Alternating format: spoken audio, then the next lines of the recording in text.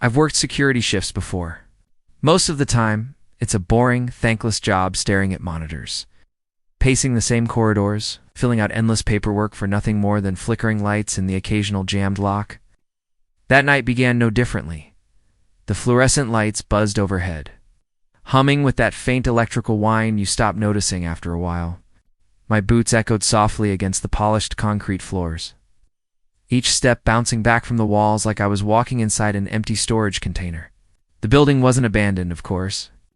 It was a research facility, active and running. But the section I was assigned to always felt that way, quiet, sterile, far too empty for comfort. The surveillance room was my post for most of the night. Rows of black and white monitors stacked 3 high, each connected to an aging camera system. The footage wasn't perfect. The picture wavered every now and then, lines of static crawling up like restless insects. I'd gotten used to it. Most of the other guards had too. But that night, something about the static felt different. At first, it was just a flicker on camera 12, the east corridor. A shadow, darker than the rest of the grainy footage, flickered across the screen. It was quick, almost like someone had walked past. But when I looked at the time stump, it didn't line up. The frame skipped, jittered, then cleared. The hallway was empty again. I leaned closer, adjusting the focus dial, though it never helped much.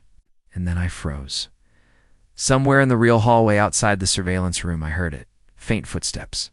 Slow, measured, deliberate. The sound carried unnaturally well, almost as if the polished floors were amplifying it. I glanced at the monitors again. Every hall showed nothing. Still, the sound continued. 1 step. A pause. Another step. The hair on the back of my neck prickled. I waited. The sound stopped just outside my door.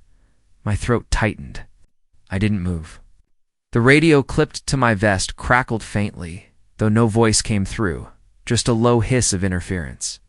I grabbed it anyway, holding it like some kind of lifeline, but my finger hovered over the call button without pressing it. Something deep inside me told me not to. After what felt like a minute, the sound of the footsteps moved away, fading back down the corridor until there was nothing but silence. I forced myself to exhale. It had to be another guard, I thought. Someone doing a round. Maybe their radio was on a different channel. Maybe they didn't realize how quiet this part of the building got, but when I rewound the footage on camera, 12 where those steps should have been there was nothing. No guard, no figure. Just the hallway, dimly lit. It's utterly empty, and then the static rippled again. For the briefest second, I saw something on the monitor. A figure, tall and indistinct, standing at the far end of the corridor. It didn't move. It didn't shift. It was simply there. I blinked, and the picture cleared. The hallway was empty once more. I told myself I was tired, that the long shift was already getting to me.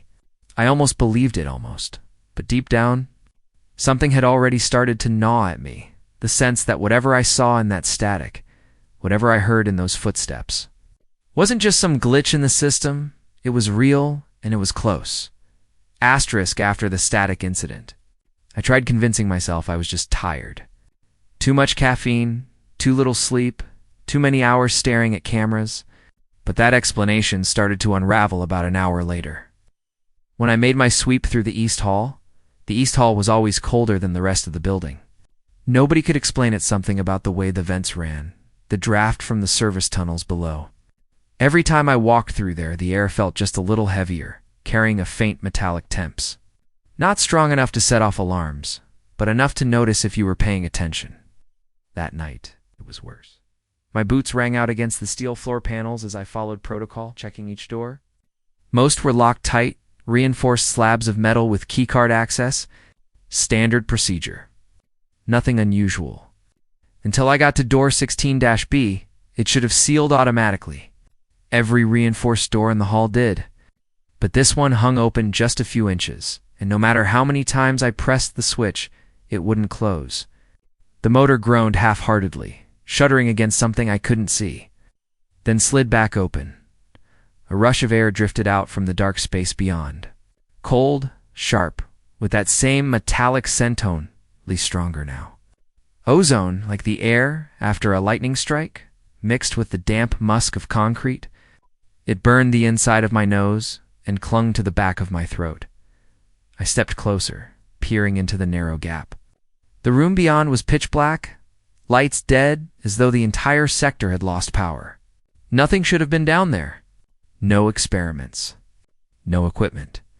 Just storage. I tested the door again. Same result. Groaning, straining, then failing. I even tried pulling it shut manually, bracing my shoulder against the cold steel. It wouldn't budge, and then, just as I let go, the radio on my vest crackled to life. At first, it was just static. But through the distortion, I thought I heard something almost like breathing. Slow, deep. I froze, staring into the crack of darkness in front of me, and then it came. A sound I will never forget. A sigh. Long, low, deliberate. Like something exhaling after holding its breath for a very long time. The air pushed outward with it, brushing against my face. Cold, damp, unmistakably real. I backed away instantly, fumbling for the manual override lever. My hands shook as I yanked it down, forcing the locking mechanism into place. The door screeched, resisted, then finally slammed shut with a thud that echoed down the corridor. The sound lingered. Reverberating in my chest like a warning, I stood there, breathing hard, staring at the sealed door, half expecting it to shudder open again. But it stayed closed, silent, still. I should have logged it in the system, written up a malfunction report, but I didn't because some part of me already knew what I had just experienced wasn't a mechanical fault. It was something else, something I wasn't supposed to hear, something I wasn't supposed to feel, and I wasn't about to put that into words on paper. Not yet, asterisk. I couldn't shake it, even after I sealed the door, even after I returned to the surveillance room. The feeling lingered, that cold breath against my face, that sound of something exhaling in the dark. It followed me like a weight pressing down on my chest. I tried distracting myself with routine tasks, logging timestamps, checking monitors.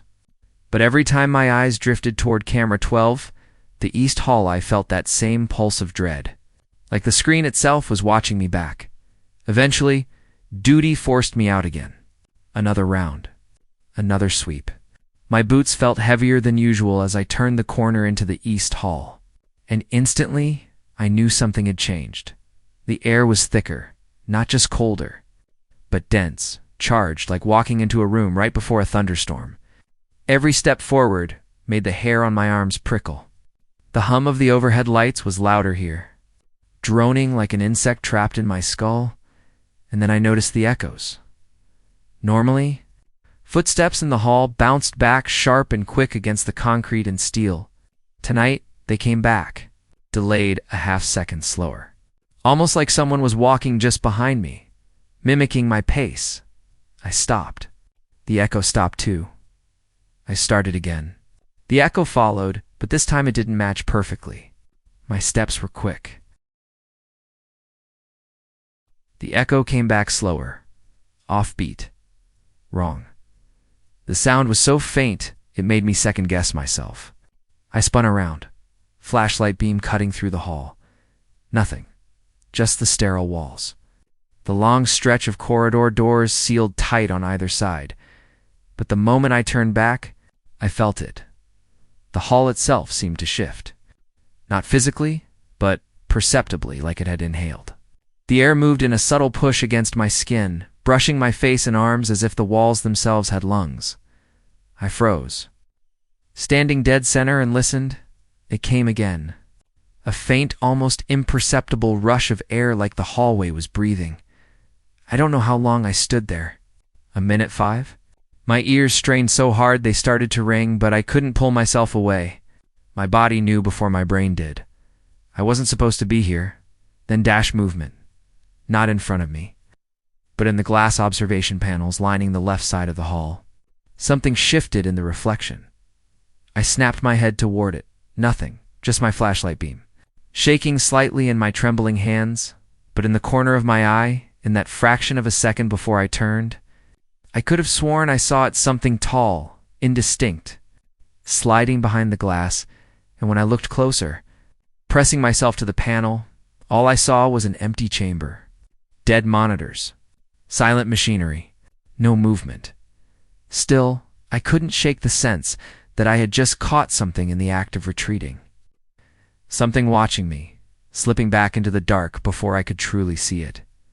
My breathing grew fast and shallow. Every instinct screamed to get out, to turn around, to leave that hallway behind. But my legs felt rooted, as if the floor itself wanted to keep me there. Finally, I forced myself to move, boots echoing far too loud in the suffocating silence. Each step was heavier than the last, my chest tightening like a vice. I didn't look back until I reached the end of the hall, and when I finally did, the panels reflected something I didn't want to see. Not me, not the corridor's darkness. A yawning void swallowing the entire reflection. And in the center of that void, to faint glimmers, like the suggestion of eyes. I blinked, and they were gone.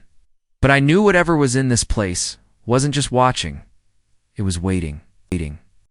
Sleep was impossible, even when I sat back in the surveillance room. Pretending to focus on my shift logs, my body wouldn't relax. My nerves were raw, stretched thin. Every sound stood out sharper than usual.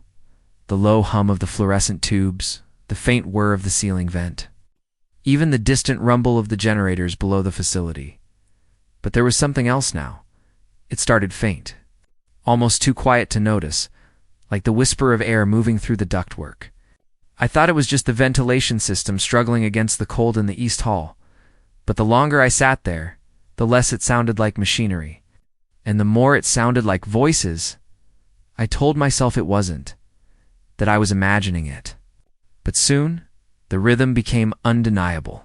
Broken syllables, harsh consonants, whispers threading through the vents, layered and shifting, overlapping like a crowd speaking at once, just beyond earshot.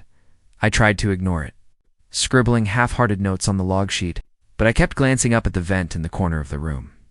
The sound seemed to be coming from there, faint but deliberate. Finally, I couldn't resist.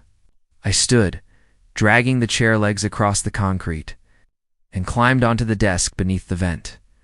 I pressed my ear against the cold metal. Great, at first it was just muffled noise, a low, undulating murmur.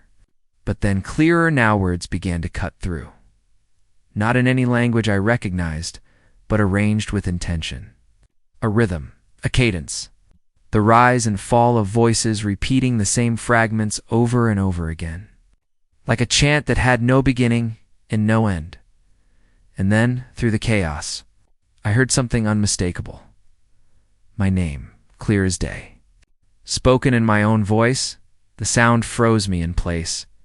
My skin went cold, my throat tightening until I almost couldn't breathe. I pulled back instantly, stumbling as my boot slipped off the desk edge. The chair screeched across the floor.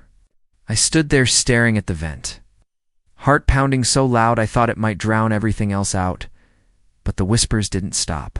They grew louder, surging in waves, pressing against the thin sheet metal until it seemed to vibrate.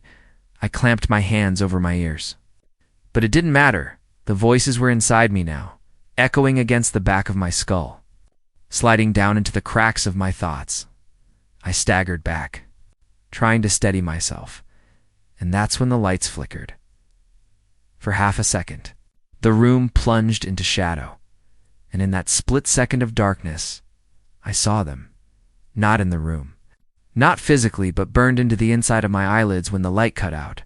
Shapes. Rows of them. Standing shoulder to shoulder in some unseen corridor, heads bowed, sporing in unison. When the light snapped back on, I was alone again. The vent was silent. The hum of the fluorescent bulbs filled the silence like nothing had ever happened. But I couldn't shake it. The voices hadn't just been speaking from the walls. They had been speaking through me, repeating words. I had never said yet somehow remembered saying asterisk, asterisk. The smell hit me before I saw anything. I was midway through another circuit more. out of habit than duty when the corridor turned and the air changed. It wasn't the clean, recycled scent of the facility anymore. It was heavy, metallic, the kind of coppery temps that sits in the back of your throat and leaves a taste on your tongue. Ozone, like after lightning. Underneath it, a sour iron note that made my stomach flip rust or old blood. I couldn't tell which. The smell hung in the air as if someone had exhaled it and then sealed the door. At first I thought it came from behind. Door 16B again. But this time, it was everywhere: the vents, the floor joints, even seeping around the edges of sealed access panels. My flashlight beam trembled in my hand as I pushed forward. The light caught on stains that shouldn't have been there, thin. Dark ribbons along the baseboards, faint smears like something had dragged itself along the metal. I crouched close, heart tripping against my ribs, and touched the nearest mark with the back of my glove. It left a faint sheen on my fingertip stamp, sticky. I tasted it unconsciously. The metallic temps filled my mouth. That's when I noticed the footprints. They were small at first, pale impressions on the dust, leading away from a maintenance hatch and into a service corridor that, according to the schematics, didn't exist. The prints weren't perfectly formed, some blurred, as if whatever left them had been dragging or had wet solace, but they were deliberate. They showed a staggered pattern, like someone walking with a limp, each step landing heavier than the last. I followed them. Every instinct told me not to, but curiosity has a way of overriding caution when the dark gets too loud. My boots made soft thumps that sounded painful in the charged air. The corridor tilted and narrowed, the lights dimmer and more flickering the deeper I went. The ozone taste in my mouth thickened until it felt like I was chewing on electricity. My skin prickled. A static hum crawled under my scalp and down into my fingertips. My flashlight started to sputter, the beam thinning like breath on a cold window near the far end. Something caught the light, shiny, reflective. I crouched and saw that the prints led up to a puddle, thin and spreading. It reflected the weak light like oil. I shined the beam into it and watched my face, gaunt in the reflection, fold as if pulled by some external force. The puddle trembled, though there was no breeze, then widened in concentric ripples that moved outward without any visible cause. I stood too quickly and felt dizzy. The corridor seemed to shift, elongating, the ceiling lowering a fraction, the walls leaning inward like a mouth closing. I swallowed hard against the metal taste and pushed forward until I reached the end of the hall and found a dead end. There was no way forward. Only a blunt metal door, welded ages ago, with a maintenance tag that had been torn in half. The footprints stopped at the doorway. Whoever left them didn't cross it. Whoever was walking had stopped there and turned away. I stood there stupidly, trying to make sense of the pattern. My breath fogged in the thin, cold air and came out smelling unmistakably.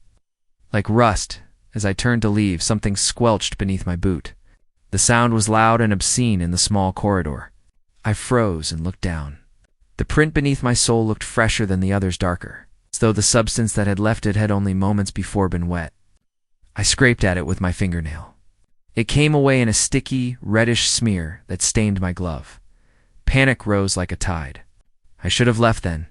I should have brushed my glove off on my pant leg, logged the find, and called someone. Instead, I dug my fingers into the smear and pulled it toward me like a numb man checking for a pulse. The metallic taste exploded across my tongue, and with it was a memory that didn't belong to me. It wasn't a memory in the way you think. No soundbite, no crisp snapshot. Rather, it was a pressure, a sensation. The sensation of being pressed flat against concrete. The chill of sweat on the nape of a neck. The wet scrape of something heavy moving over skin. For a stupid, impossible second, I felt many hands working at me, graphically away from my body. My gut clenched so hard my breath boxed into a short, keening sound. I flung my hand away as if the memory were contagious. My radio still clipped to my vest. Shrieked once, static. Then the faintest human sound threaded through it, a cough. Tremulous, like someone trying to keep a voice from breaking. I thumbed the channel, leaned the radio to my ear. The noise split into words, broken and backward sounding, as if played on a scratched disc.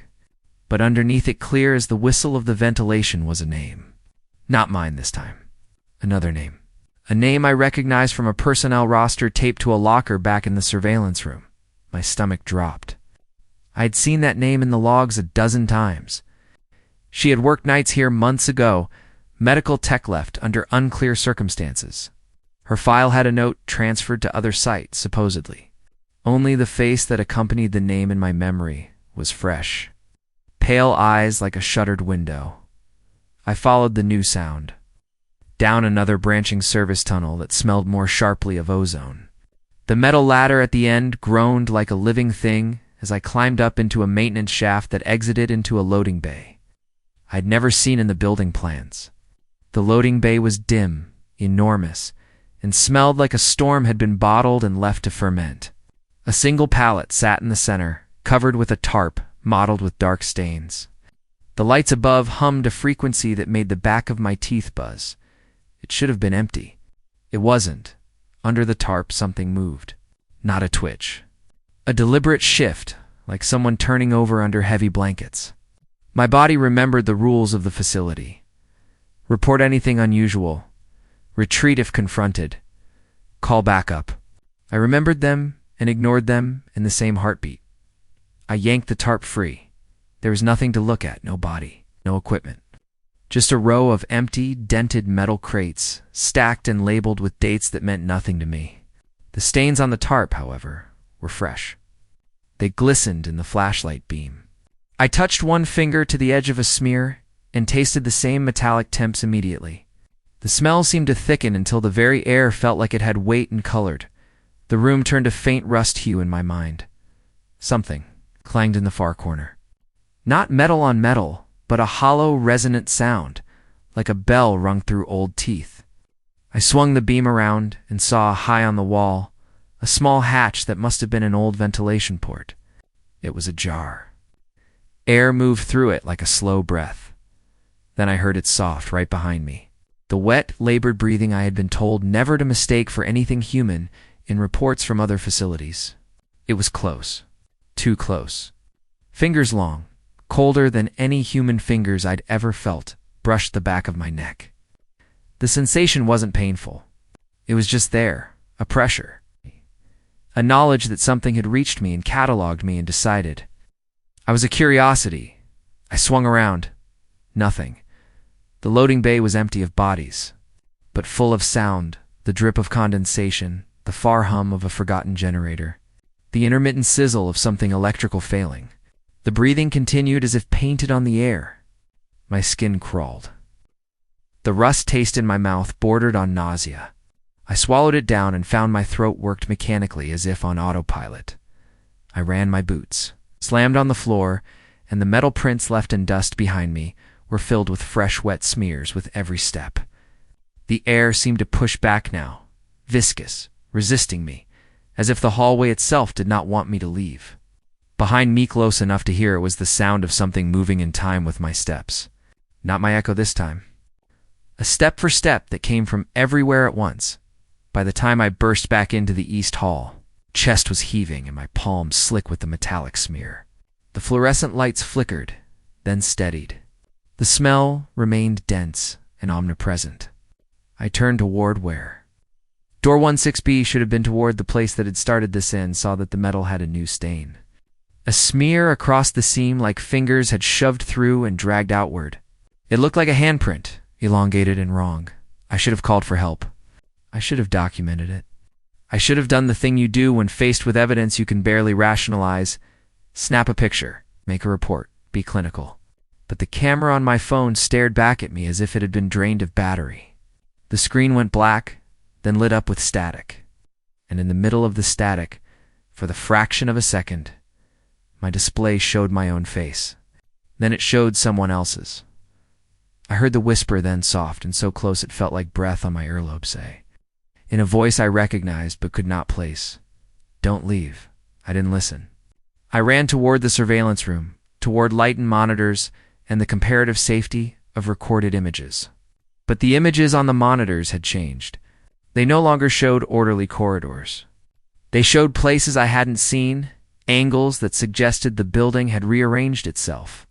Where the east hall should have been was a deep, blackened tunnel pulsing faintly, stained with the same rust hue. And standing at the far distance of that feed was a silhouette, tall and still, whose outline seemed to suck the light away from the pixels around it. I looked away, physically unable to tear my eyes from the grainy feed. The feeling in my mouth was a smear of copper and metal and something older, like a memory that belonged to the place rather than to me. I scrubbed my hands on my pants until the sting made me cry out. I tried to log the incident. I attempted to write the words down in the report module. The timestamp refused to commit. My fingers hovered over the keys like they belonged to someone else, someone who had already been here, who had left notes and walked away. The rust smell followed me into the night shift's minutes and filled the silences between entries. In the corners of every screen, in the reflection of my own tired eyes, I kept seeing those footprints, leading somewhere I did not want to know. The taste in my mouth lingered. The sense of being cataloged, of being measured for a purpose that hadn't yet been revealed, stayed with me like a second shadow. And somewhere in the dark, something waited, patient as oxidation. Asterisk, there's a moment I can still replay. Like a scratched frame in a looped film, the exact second when the corridor stopped being a corridor and became a decision, I had been moving on instinct. More than plant stalking down the path of those prints, following the smell. Following the thin vibration under my feet that I had started to feel as if the building itself had a pulse. Every sensible rule I'd ever been trained on had been a whisper behind my teeth. But curiosity, then, stupid, insistent, had pushed me past the hatchways the blueprints insisted didn't exist. Up until then, I could still pretend this was an anomaly, a structural oddity, a maintenance oversight. Then the maintenance room door in front of me swung inward and swallowed that pretense whole. On the other side was a corridor that shouldn't have been there, narrower. The concrete walls pitted with water stains, conduits crisscrossing like exposed veins. It smelled of ozone and copper and old bandage, sickly and familiar in a way that made me flinch. The lights above were industrial strips that hummed and buzzed at a frequency that scratched under my teeth. I told myself I'd go in and go out, catalog what I found, call it in, get the men down here to close it up. It must have been only a dozen steps. The corridor changed on the third step. There's no elegant way to say it. The air thickened. The space compressed like someone had taken a fistful of the hall and squeezed. My steps echoed wrong. When I left a footfall, it returned to me elongated, as if pulled through molasses. The radio on my chest squawked, static, then settled into that low animal sound I'd heard before, the one that owned the place. I flicked the power. Nothing. The display went black, then back to the logo screen with a time stamp that didn't move. I should have turned around. I didn't, the prints continued, shallow depressions in dust that either gathered or was being kicked up in my wake. They led toward a door with no designation, no keypad, only a smear of darker metal where a plaque had been torn away. My flashlight skated across its surface and found scratches, hybrid letters that looked like both numbers and teeth marks. When I pressed my palm to the metal, it was warm, as if something had only just been here. I remember thinking absurdly of the first night my father took me camping and we sat around a fire talking about stars. He'd told me not to panic when the world felt too big, that step back is often the smartest move. I laughed at that memory then, brittle and edge-raw. Stepping back would have been admitting defeat, admitting the unknown had teeth. I pushed the door. It resisted at first, the latch binding as if something on the other side were holding it closed with its weight. When it gave, the sound was not a simple swing, but a wet inhalation, as if the room had been waiting and had just let out a breath it had been holding for. Years inside was not a room so much as a cavity in old containment antechamber, maybe repurposed into a labyrinth of wiring and consoles. The air inside it was dense like old velvet. My flashlight caught on things that made my head swim. Racks of equipment with frayed power cables. Glass cases clouded over from age. A cluster of monitors stacked like fallen teeth, and, in the center, a small, windowed cell that looked like it had been sealed for some experiment no one wanted to remember. The window of the cell was fogged, condensation streaking down from top to bottom. For a moment, I only saw my own face reflected back haggard, pupils blown wide. Then, slowly, something moved on the other side. Not a person at first, but the suggestion of motion, the smear of a head turning. A shape that could have been a sleeve or a sheet. The kind of motion that, by half a heartbeat, makes your entire body sharpen to a single sensation. I tapped on the glass. The sound was immediately absorbed, muffled by the heavy silence. My knuckles left a pale imprint on the fog. Whatever was in there pressed back against the other side of the window flat, obscene contact that warped the condensation into a pressed. Hand-shaped bloom, no sound came from the cell. No call, only the scrape of something moving along metal. The soft wetness of suction contact. I should have radioed. I didn't. My thumbs hovered over the radio like a man trying to start a boat that has no engine left. The idea of calling for help then felt like writing my surrender in ink, like telling whatever had me in its sights. The fact that I knew. Instead, I circled the chamber. Breathing so slow it hurt, listening for anything normal. The consoles were dead screens bubbled with pixelated snow. The labels on the racks were stamped with codes I recognized and then did not want to. Containment. Alpha. Biotemp. Stable, unknown logs. Redacted. One terminal stubbornly flickered. A cursor blinking like a heartbeat. I touched the keyboard. The system accepted my input in a lethargic, grudging way and scrawled a single, time-stamped line across the screen before the program froze again. Access. Unauthorized. Someone had tried to log this place before me. Or something had. My flashlight bobbed, and in its beam I saw something that made my stomach drop. On the far wall, taped to an old clipboard, was a surveillance still. Grainy black hand-white showed a corridor I recognized from the main building, but everything inside it was wrong. The walls slit into angles that shouldn't exist. And in the middle of frame, unmistakable as a thumbprint on glass, was a figure tall, dark, its shoulders wrong, as if someone had stitched a shadow over a person. Below the still, someone had scrawled a single word in marker and then crossed it out. Beneath the crossing, second word had been written in a hand I didn't know. Keep. I felt my breath pronouncing the word like I'd been told a sentence I'd been meant never to speak. Keep what? Keep away. Keep inside. Keep going? The question stung because the answer was obvious only after the fact. There are things that do not want to be left alone. I stepped closer to the cell again, drawn like a moth to the dying light. The fog on the glass was clear at the center now, a single handprint. And within the handprint, an outline like the suggestion of a face pressed flat. For an instant I believed I could make out a mouth, slightly open. And then the mouth moved. It was a small motion, barely more than a ripple. But it was deliberate. A single syllable escaped that pressed lip, as if the glass itself had a throat. The sound that came from it was both mine and not mine. It said softly, clearly, stay. I staggered back so hard, my shoulder knocked into a console and sent a shower of dust down across the keys. They clattered like tiny bones. The sound woke the monitors just enough for a few rows of green text to scroll, then die. The time stamp on the terminal showed the wrong year. The calendar was decades out of sync. Time felt rubberized, stretching and snapping back. It was then I realized my watch had stopped, not just the hands. The digital face had frozen at a time that made no sense. The corridor I'd taken to get here, the path I'd thought was one I could retrace, was gone behind me. The hatchway I had come through now opened onto solid concrete where the hatch should have descended. The screws aligned into the wall like a seam. The path back was a memory I had made.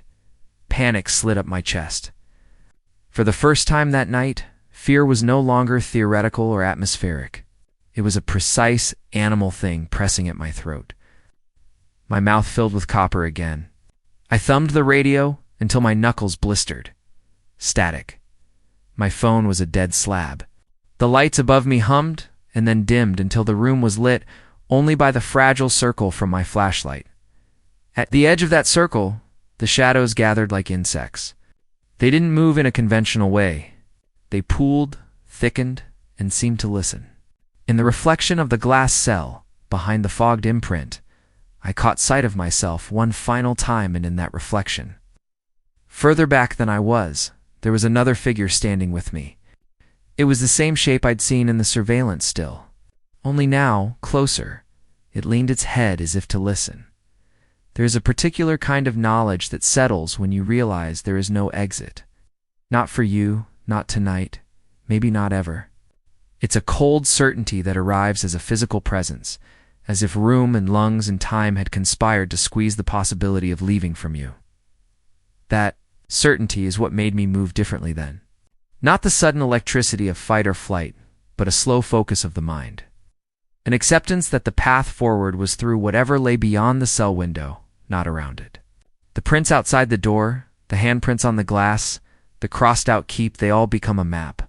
They become an instruction manual written by someone who had chosen to go deeper, not out. Maybe they had been forced. Maybe they had chosen poorly. Either way, there was no turning back. Either way, there was no turning back. I slid my hand into my pocket for the small key I'd been issued for emergencies and found only lint. Whatever had been there had been removed while I wasn't looking, or it had never been. I don't remember which. What I do remember with the clarity of a fresh bruise is the moment I put my hand on the fogged glass and felt heat from the other side a pulse, slow and steady, as if the thing inside the cell were also alive and counting. When I raised my flashlight to the window, the fog cleared enough for me to see one clean thing in the center, a scrap of paper. Wedged under the rim of the frame, damp and curling. On it, in a hand that shook like a leaf in a storm, was written a single sentence. "It's already inside." I read it twice. And then the lights went out. Something moved behind me in the dark. Not a house settling, not the twitch of an animal, something that traveled along the metal like a tongue tasting. It made a sound that was not sound. A compression in the air that turned my teeth to grit. The point of no return is not always marked by a door slamming or a siren. Sometimes it is just the quiet, irrevocable knowledge that you are what is chosen next. I turned toward the cell. The fog on the glass parted into fingers, and the imprint of that thing leaned forward as if to whisper something I already knew, and could not unknow. I moved my hand toward the latch. Asterisk. I lost all track of time somewhere between the latch and the fogged glass. Once the lights died and that message, "It's already inside," stamped itself into the back of my head, the world simplified into small, urgent acts. Breathe, listen, move. They felt like rituals. The kind you invent in a fire to keep from thinking about what's burning. The flashlight barely cut a tunnel through the dark. It trembled in my hand, and my shadow rocked on the walls like a second heartbeat. I could feel the crawl of something larger than me shifting around the periphery, testing the geometry of the chamber, learning my edges. When I spoke, because I did, stupidly, trying to prove I had a voice, the echo that replied sounded stretched, lower, as though the room itself were answering through a throat I did not recognize. "Hello?" I said, and the word came back like a lie. It warped into a long, wet sound that made my teeth ache. The breathing behind me grew more pronounced, an apparatus of inhalation and release that seemed to be timed with the hum of dead machinery. It was close enough now that I could feel the cool displacement of air down the nape of my neck. I told myself it was the building settling, that old pipes and ducts had their own language. I told myself all the usual rationalizations I had too, but they felt thin. Like paper being used to staunch a deep wound, I turned slowly, keeping my light level, and the beam caught something moving in a blind corner, a smear of shadow, concave and sliding, not quite obeying the laws of fall and mass. It retreated from the light as if embarrassed, which made me furious with my own fear. I advanced. The corridor beyond the chamber folded into itself. The architecture here was obscene angles that belonged to different buildings glued together, junctions that resulted in blind elbows instead of straight passage. Every step I took through echoes back in unnatural rhythms. One sounded close and immediate. Another returned from deep within the structure like a footfall in a cathedral. They overlapped until I no longer trusted either of them, At one point, I stopped beside a bank of rusted pipes and heard a sound that made my insides flip. It was a child's laugh, quick, dry, and completely out of place. It sparked something fragile and human in me, a memory of a different, ordinary place where laughter meant safety, where corners hid toys and not teeth. The laugh drew me, impossibly. It sliced through the fog in my head and made me step around the pipes and down a narrow shaft that seemed designed as a trap for attention. The shaft stank in thick layers, mineral, rust, and that airborne memory of bandage and copper. My flashlight illuminated scratch marks along the metal letters, numbers, attempts at a map. Someone had been here before me and had left breadcrumbs that read like frantic punctuation. One mark repeated more than any other, XXX. As though whoever left them had counted steps in their head and wanted anyone else to be warned or to follow. The lines wavered, as if the hand that drew them had been shaken not just from fear but from effort. I passed a door left ajar and peered in. It opened onto a room that smelled like rain on hot metal and showed me a sight I could not have imagined a week earlier. Rows of filing cabinets, drawers half pulled, their contents long removed. Papers curled on the floor in gray, brittle ribbons. A desk lamp hummed with a quivering filament, and nothing else in the room seemed to receive its light. On the desk, down the side where dust had built, there lay a recorder, an old, portable thing with a tape already inside. I knelt, fingers clumsy. The recorder was warm, as if someone had set it down from a moving hand not long before. My thumb hit play, static, then a voice. It was thin and breathy, the kind of voice that records in the margins of sanity worn, like a tape being rewound too many times. The voice spoke my name. It described places in the building. I knew well names of rooms I'd walked past hundreds of times. It described the way the corridor smelled at night and the exact temperature under the east vent. It described how I walk when I am nervous. He drags his left foot, try not to notice. I jerked upright. The recorder clicked like a rabbit trap. A whisper threaded through the playback that was not on the tape, so synchronized with my pulse that it felt like an overlay. The whisper teased at the shape of a sentence and then let it go, leaving only the sense of it.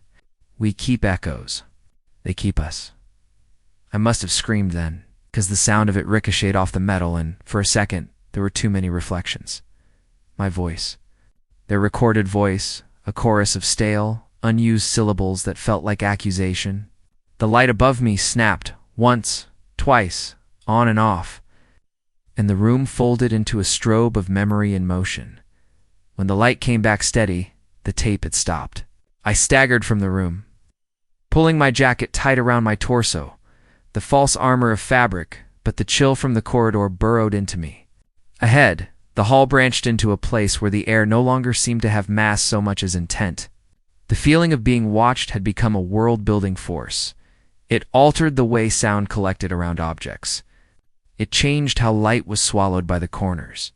Even the dust here behaved differently, tumbling in little eddies as a presence passed through. I rounded a corner and was met with a scene that ripped whatever composure I'd left.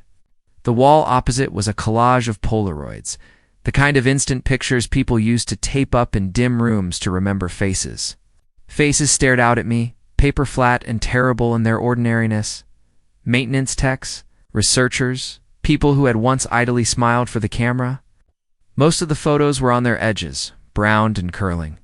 Some had been defaced eyes, blacked out with marker, mouths scratched through.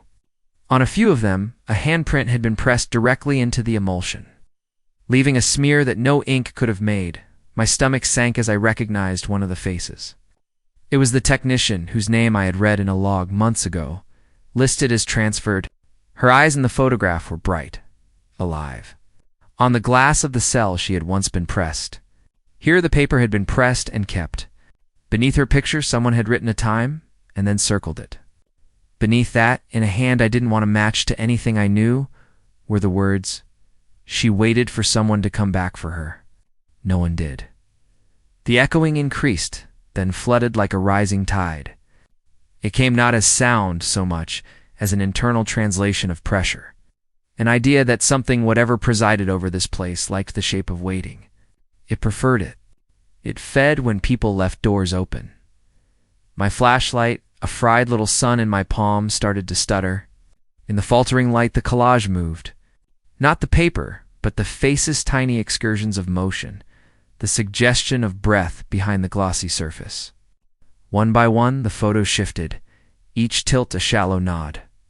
When they turned, the light found marks carved into the wood behind them. People's names scratched in panels. The handwriting was different for each, but the message was the same. I am keeping the door.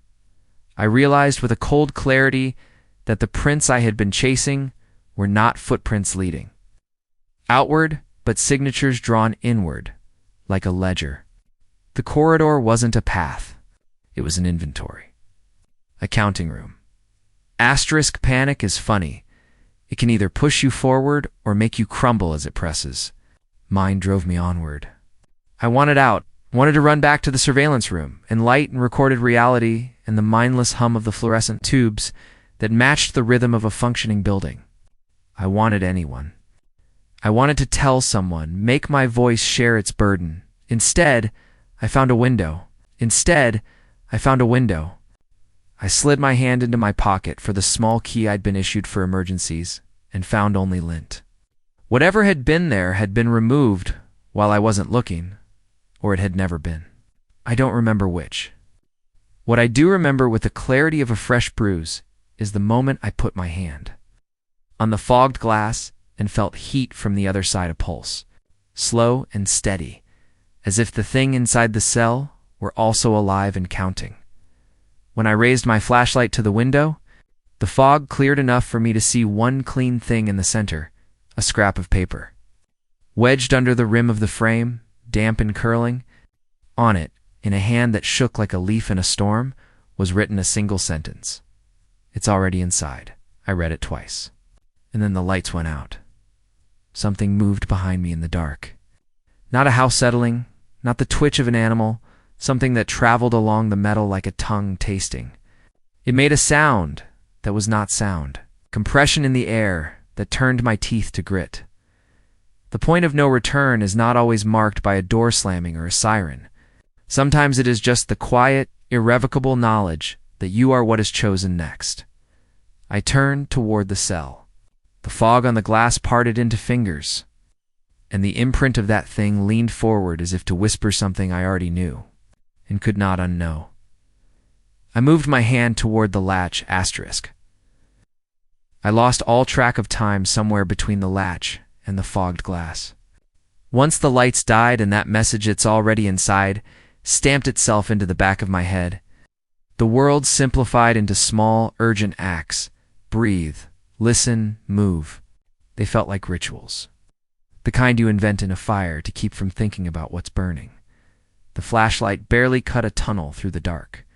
It trembled in my hand, and my shadow rocked on the walls like a second heartbeat. I could feel the crawl of something larger than me shifting around the periphery, testing the geometry of the chamber, learning my edges. When I spoke because I did, stupidly.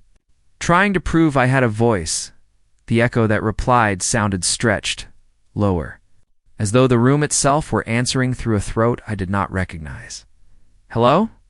I said, and the word came back like a lie. It warped into a long, wet sound that made my teeth ache. The breathing behind me grew more pronounced. An apparatus of inhalation and release that seemed to be timed with the hum of dead machinery. It was close enough now that I could feel the cool displacement of air down the nape of my neck. I told myself it was the building settling, that old pipes and ducts had their own language. I told myself all the usual rationalizations I had to, but they felt thin, like paper being used to staunch a deep wound. I turned slowly, keeping my light level, and the beam caught something moving in a blind corner, a smear of shadow, concave and sliding, not quite obeying the laws of fallen mass. It retreated from the light as if embarrassed, which made me furious with my own fear. I advanced. The corridor beyond the chamber folded into itself. The architecture here was obscene angles that belonged to different buildings glued together. Junctions that resulted in blind elbows instead of straight passage. Every step I took through echoes back in unnatural rhythms. One sounded close and immediate. Another returned from deep within the structure, like a footfall in a cathedral. They overlapped until I no longer trusted either of them. At one point I stopped beside a bank of rusted pipes and heard a sound that made my insides flip. It was a child's laugh, quick, dry, and completely out of place. It sparked something fragile and human in me, a memory of a different, ordinary place where laughter meant safety, where corners hid toys and not teeth. The laugh drew me impossibly. It sliced through the fog in my head and made me step around the pipes and down a narrow shaft that seemed designed as a trap for attention. The shaft stank in thick layers, mineral, rust, and that airborne memory of bandage and copper. My flashlight illuminated scratch marks along the metal letters, numbers, attempts at a map. Someone had been here before me and had left breadcrumbs that read like frantic punctuation. One mark repeated more than any other, XXX, as though whoever left them had counted steps in their head and wanted anyone else to be warned or to follow. The lines wavered, as if the hand that drew them had been shaken, not just from fear but from effort. I passed a door left ajar and peered in.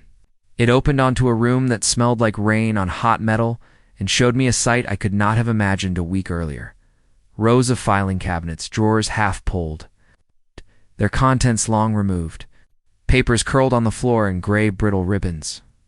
A desk lamp hummed with a quivering filament, and nothing else in the room seemed to receive its light. On the desk, down the side where dust had built, there lay a recorder an old portable thing with a tape already inside. I knelt, fingers clumsy. The recorder was warm, as if someone had set it down from a moving hand not long before. My thumb hit play. Static. Then a voice. It was thin and breathy, the kind of voice that records in the margins of sanity warned. Like a tape being rewound too many times. The voice spoke my name.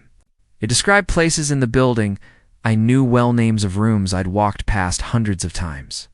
It described the way the corridor smelled at night and the exact temperature under the east vent. It described how I walk when I am nervous. He drags his left foot. Try not to notice. I jerked upright. The recorder clicked like a rabbit trap. A whisper threaded through the playback that was not on the tape, so synchronized with my pulse that it felt like an overlay. The whisper teased at the shape of a sentence and then let it go, leaving only the sense of it. We keep echoes. They keep us. I must have screamed then, because the sound of it ricocheted off the metal, and for a second, there were too many reflections. My voice. Their recorded voice, a chorus of stale, unused syllables that felt like accusation. The light above me snapped. Once, twice, on and off. And the room folded into a strobe of memory and motion. When the light came back steady, the tape had stopped. I staggered from the room. Pulling my jacket tight around my torso, the false armor of fabric but the chill from the corridor burrowed into me. Ahead, the hall branched into a place where the air no longer seemed to have mass so much as intent. The feeling of being watched had become a world-building force. It altered the way sound collected around objects. It changed how light was swallowed by the corners. Even the dust here behaved differently, tumbling in little eddies as a presence passed through. I rounded a corner and was met with a scene that ripped whatever composure I'd left. The wall opposite was a collage of Polaroids, the kind of instant pictures people used to tape up in dim rooms to remember faces. Faces stared out at me, paper flat and terrible in their ordinariness, maintenance techs. Researchers, people who had once idly smiled for the camera. Most of the photos were on their edges, browned and curling. Some had been defaced eyes, blacked out with marker, mouths scratched through. On a few of them, a handprint had been pressed directly into the emulsion, leaving a smear that no ink could have made. My stomach sank as I recognized one of the faces. It was the technician whose name I had read in a log months ago. Istid is transferred. Her eyes in the photograph were bright, alive. On the glass of the cell she had once been pressed. Here the paper had been pressed and kept. Beneath her picture someone had written a time and then circled it. Beneath that, in a hand I didn't want to match to anything I knew, were the words, "She waited for someone to come back for her." No one did. The echoing increased then, flooded like a rising tide. It came not as sound so much as an internal translation of pressure, an idea that something, whatever presided over this place, liked the shape of waiting. It preferred it. It fed when people left doors open. My flashlight, a fried little sun in my palm, started to stutter. In the faltering light, the collage moved. Not the paper, but the face's tiny excursions of motion, the suggestion of breath behind the glossy surface. One by one, the photos shifted, each tilt a shallow nod. When they turned, the light found marks carved into the wood behind them. Names, people's names scratched in panels. The handwriting was different for each, but the message was the same. I am keeping the door. I realized with a cold clarity that the prints I had been chasing were not footprints leading outward, but signatures drawn inward, like a ledger. The corridor wasn't a path. It was an inventory. A counting room. Asterix panic is funny. It can either push you forward or make you crumble as it presses. Mine drove me onward. I wanted out, wanted to run back to the surveillance room and light and recorded reality and the mindless hum of the fluorescent tubes that matched the rhythm of a functioning building. I wanted anyone. I wanted to tell someone, make my voice share its burden. Instead, I found a window. It was small, set into a door that opened onto an inner maintenance yard. Beyond it, the building folded into more building like a set of badly matched fingers. Down there, across a patch of cracked concrete, something stood. Long and dark like shadow made into human shape. It watched me from a distance I knew had no sense of scale. Around it, the air shimmered, or maybe it was my vision. It moved slowly, as if it was changing its mind about walking. Then from inside the yard came an echo. I did not recognize my recorded voice again. But layered under another sound, the metallic rattle of something that wanted to be put in order. The echo made my spine audibly creak. The recorded voice said, in that same thin, breathy tone, "Do not wake it. Do not let it out." I banged my fist on the glass. If I could make noise loud enough, if I could break pattern. But the glass did not crack. My hand left a smear there like a used coin. When I pulled away, the smear was not the color of rust, but the color of shadow, darker than the dark around it.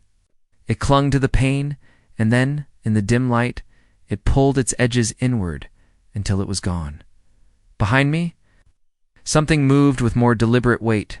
I turned and found myself staring down the length of the corridor into a blackness that wasn't absent so much as density. It had volume like a velvet drape. From it a pair of glimmers opened less eyes than pinpricks, where light tried to pass through. The glimmers watched me steadily, with patient measurement. I thought to run again, then stopped. The lights above flickered, and in that cadence something slid inside my head. We are the echoes of those who left the door open. We are here because you returned. The phrase made a bellow of sound in me, and I felt a roiling of memory, not mind feet shuffling through water. The sound of tape being rewound, a voice swallowing itself. The hallway exhaled. Something in the dark leaned forward. It did not come. It did not need to yet. It had all the time in the world. I stood there, breath shallow, and listened until the word keep rose like tide foam and left itself on my tongue as if I had been instructed to put it there. And then the corridor rearranged. Doors that had once been painted beige were now metallic and cold. The collage of photos blurred into a single sheet and peeled away to reveal a windowless wall. The glimmering lights drew long hands across the floor, and the recorded voice resumed faintly. We keep them so they remember to come back. We keep them to keep the door closed. I backed away, step by trembling step, till behind me I felt the definitive press of something closing the route I had come. Not a door, an idea. The passage to the places I knew was being traded for places I did not. The building was choosing its geography. There are echoes you can follow like a map. There are echoes that once followed repeat forever. I felt the latter spread inside me like a physical ache. My breath hitched into the same rhythm as the recorders. And for one long instant, I thought I heard my own voice, pre-recorded. Telling someone else not to wake it, I turned and ran. The dark answered with countless footsteps. They matched mine precisely. Asterisk, asterisk. The control room smelled like old plastic and ozone. Dust made the light from the monitors pearly, and the hum of the server racks under the floor was a slow, indifferent heartbeat. When I pushed open the door, I had no idea if this place had a name. It didn't matter. It felt like the center of everything that had gone wrong, the place that collected small failures and bound them into a single, aching shape. Monitors filled 2 walls. Not the neat, ordered bank I'd sat behind on other nights, but a collage of screens and staggered columns. Some showed corridors I knew. Some showed rooms I didn't, angles that shouldn't exist, doors that led to other doors that led back into themselves. On one screen, in a loop, I watched myself walk down a hallway I'd been down 20 minutes earlier. The footage was grainy, slightly delayed, like a memory being played through a window. On another, static jittered, and in the static, a silhouette filled the frame for a breath. In the center of the room, an old relatorial deck sat on a stainless table. Its tape wheel ticked, lifting and falling, chewing time as if it were an appetite. I stepped closer. The monitors were on different channels, different feeds. But one in particular had my attention, a recording of the surveillance room from earlier. I watched my own hands as they'd fumbled through log entries, my face lit by that pale monitor glow. In the playback, I looked tired. In the live room, I felt hollowed out by that tiredness. The real deck next to the monitors held a tape whose label had been scribbled over so many times the letters had become a smear. When I pressed play, the sound that came out wasn't just the warble of old machinery. It was layered. Static held a rhythm. Beneath it, something had recorded snippets. A door closing. A voice whispering a name, the ragged stopping of breath pulled too quickly from lungs. At first the tape played back events I had seen, the door that wouldn't close. The prints in the dust, my own fiddling with the override. I felt like a ghost watching himself on film. Then the tape started showing footage I had never known existed. Angles of rooms that didn't match the building's blueprints. Footage of faces I recognized from Polaroids, faces with eyes hollowed. Mouths slack-walking slowly through the frame. Not walking as if moving from point A to B, but as if pacing, keeping time. The reel clicked and hissed. The sound was a throat clearing in the silence. And then I saw something on the tape that made me drop the coffee mug I'd forgotten to put down. A recording from a camera placed behind me in the very control room I stood in now. The perspective was near identical to where I stood. I saw my own shoulders, the flashlight beam weak and trembling.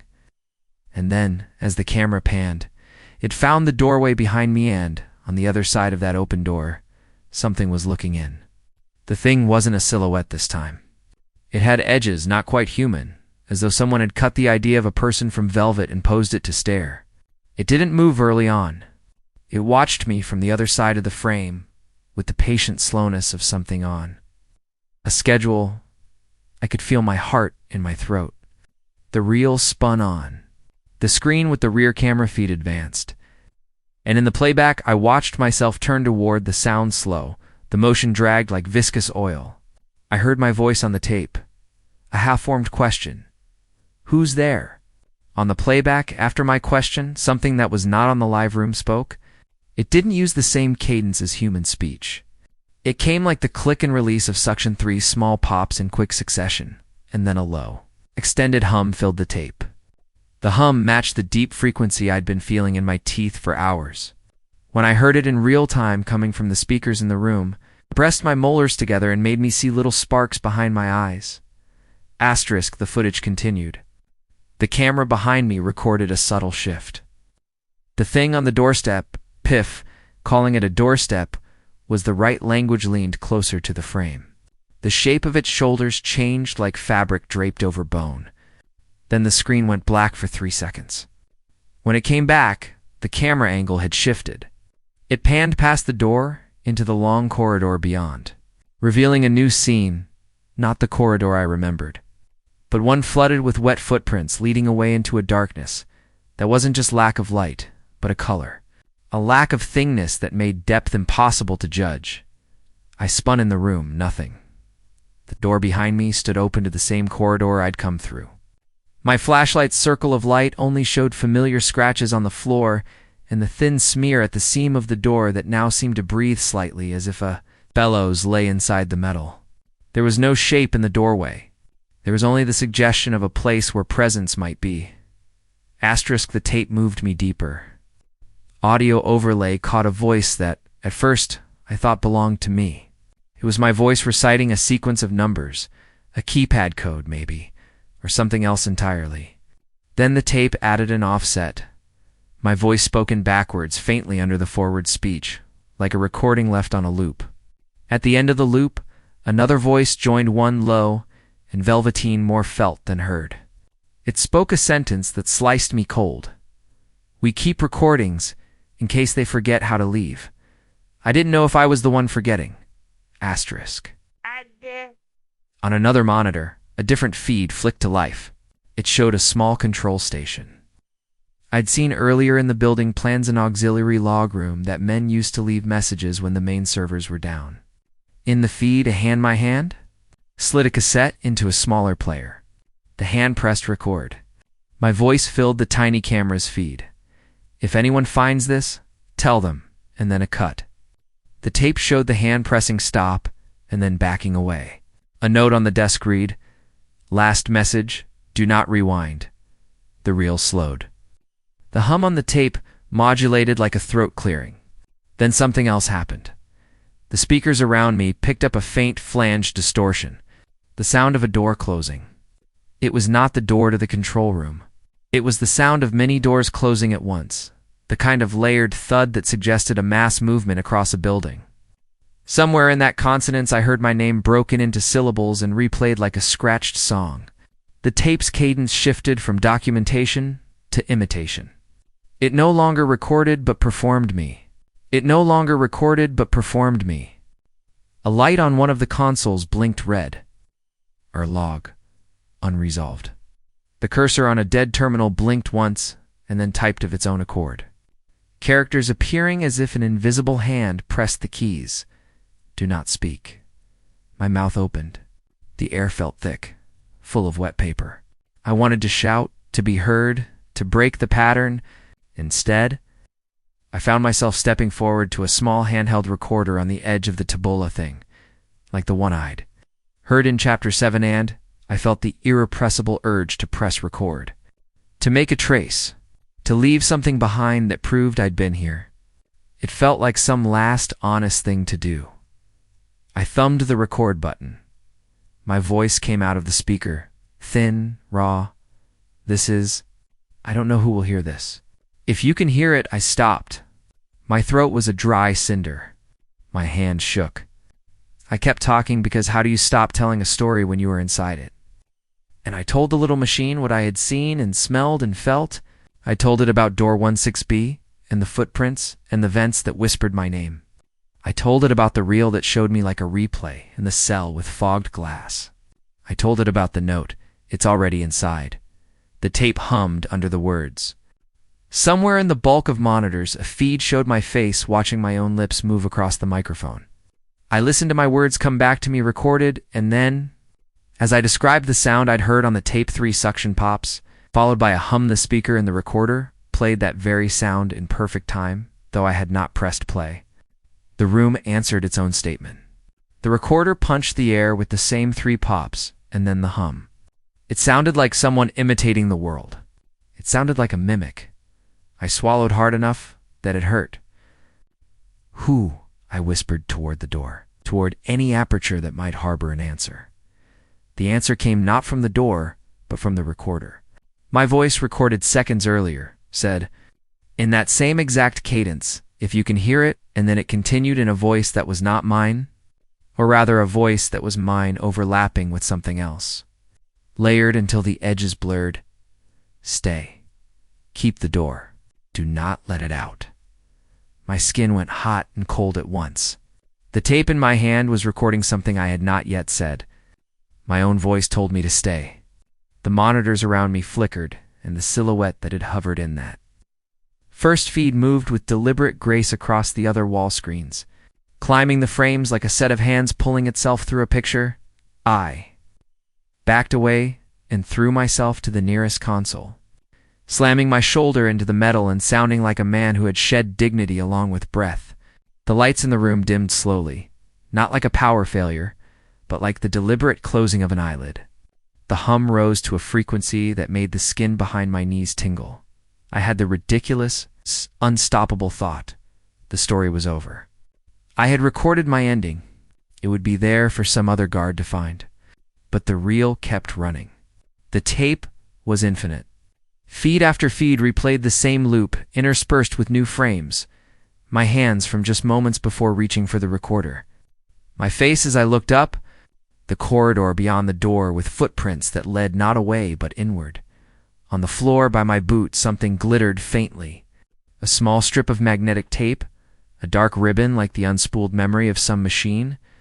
I bent to pick it up and felt the air shift behind me, pressure like a palm placed against a mirror. When I straightened, the doorway at the far side of the room was closed. Not shut closed. The metal seam had no gap. I had not heard it close. There was no noise. The room had simply decided it would no longer show me the outside.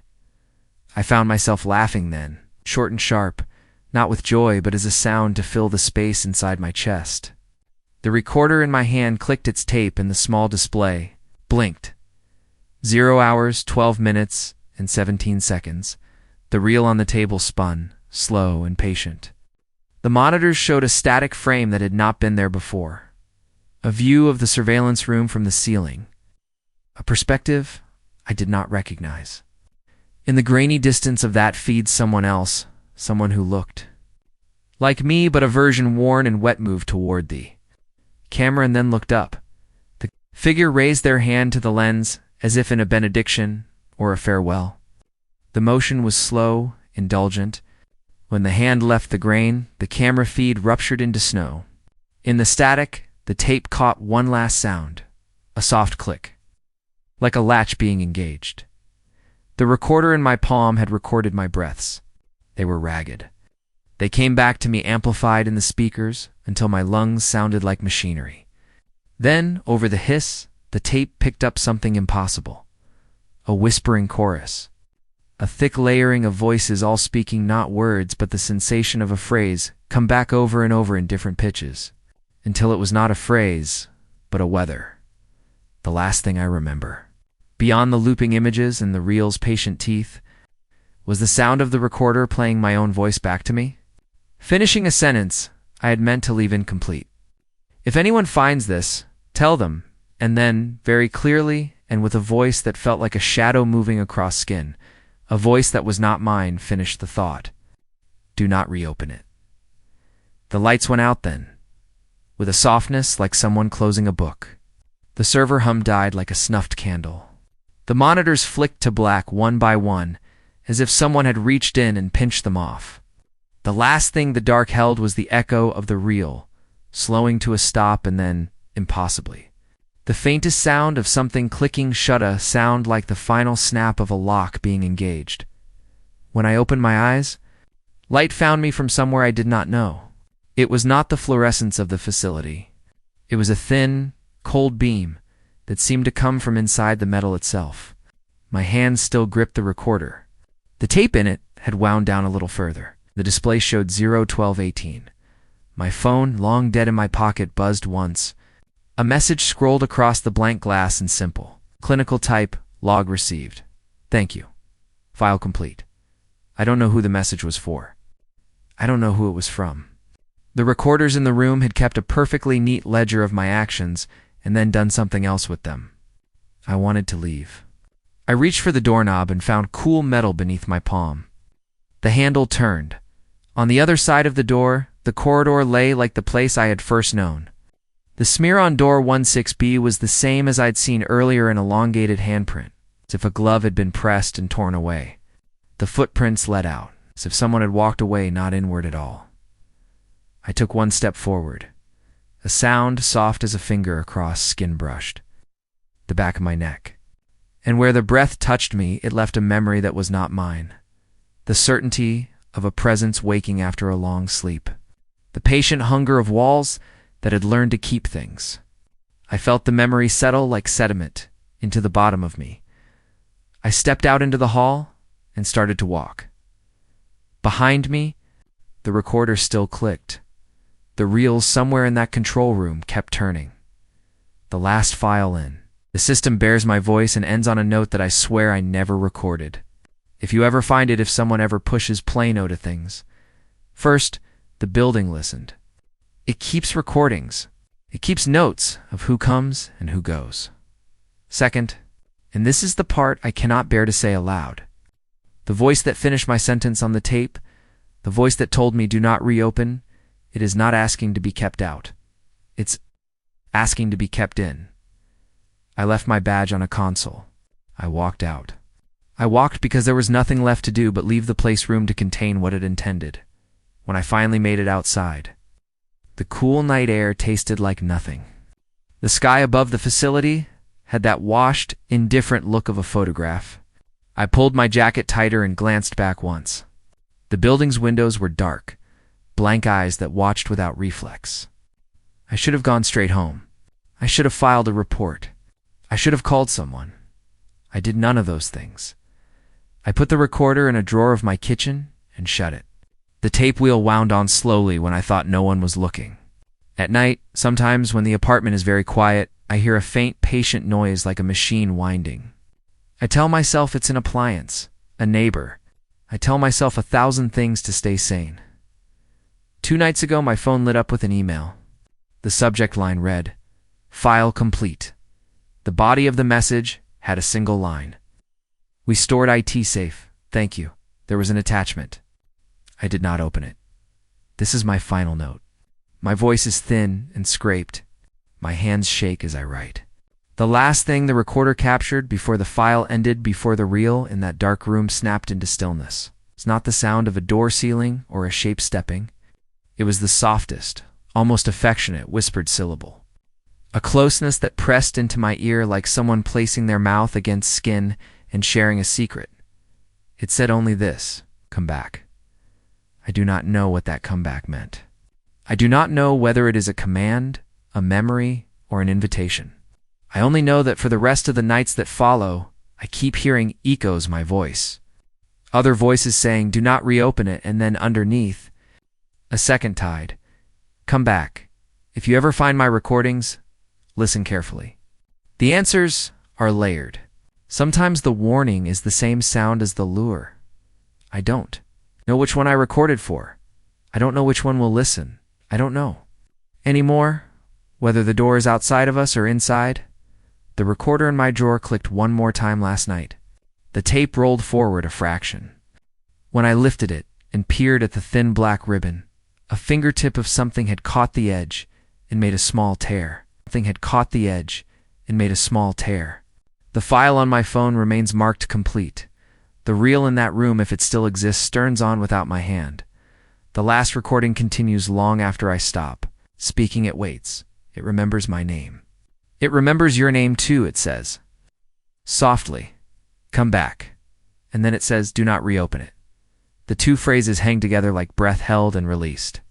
And I cannot tell which is the trap and which is the warning. So I write this for you. Not as a closure, not even as a plea, but as a ledger entry. I was here. I left a voice. It is on tape.